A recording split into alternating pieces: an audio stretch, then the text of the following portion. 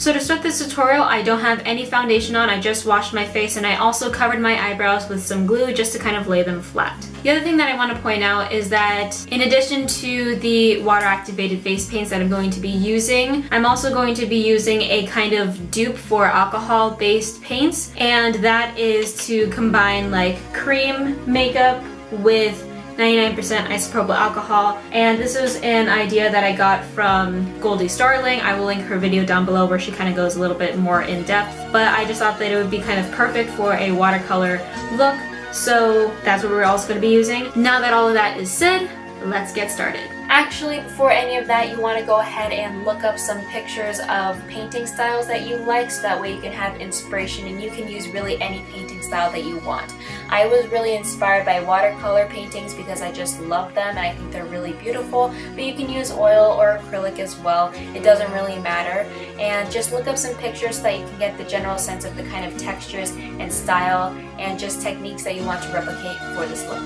After that, I mixed together a skin tone base using the faux alcohol based paint method, and I just did this really to make myself feel better, but this is totally optional and you can skip this step.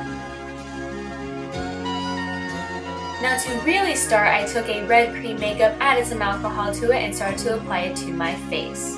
Take note of the fact that I'm not applying this anywhere near my eyes. I'm trying to keep it a safe distance away so that there isn't any kind of risk that alcohol could get into my eye or that the fumes will be too much for my eyes, because I'm like mega sensitive. So just be aware of that, and if you want to apply things closer to your eyes, use water activated face paints like I'm doing right now with a water activated face paint from Mehron.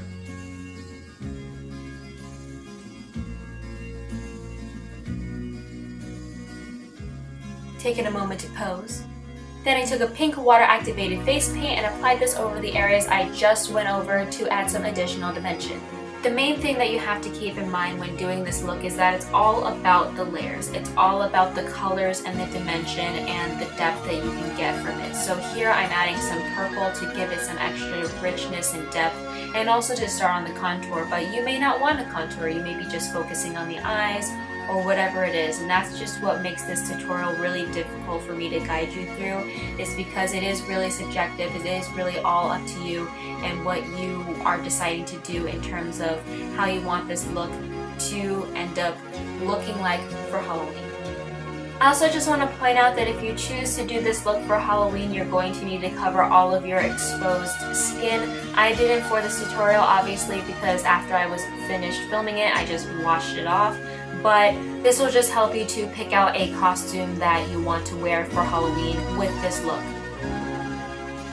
As you can see here, I'm adding some more of that depth that I was talking about earlier with some blue paint.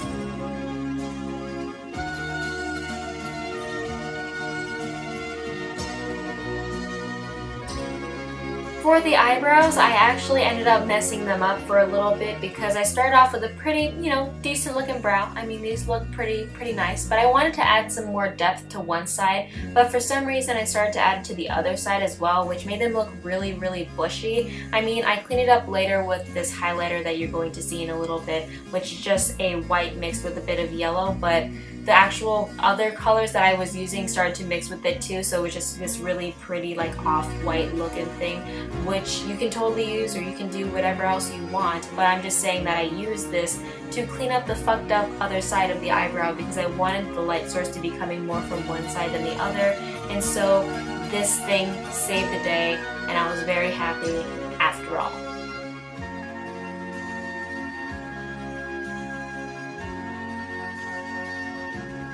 Once I was generally happy with how things were looking, I added some black eyeliner and smudged it out really messily just to keep up with that painterly texture that we have going on here, and then I added some mascara after that.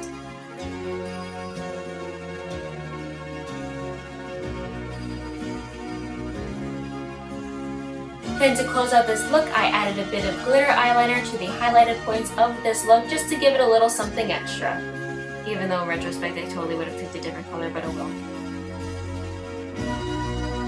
And so after all of that, here is the final look. Thank you so much for watching today. I hope that you enjoyed this video. If you did, then please give it a thumbs up. And if you want to see some more videos from me, then please do hit subscribe. Thank you again so much for watching, and until next time, bye-bye. And I'm gonna just pop the slightest bit of it. That was a bit too much, but it's okay.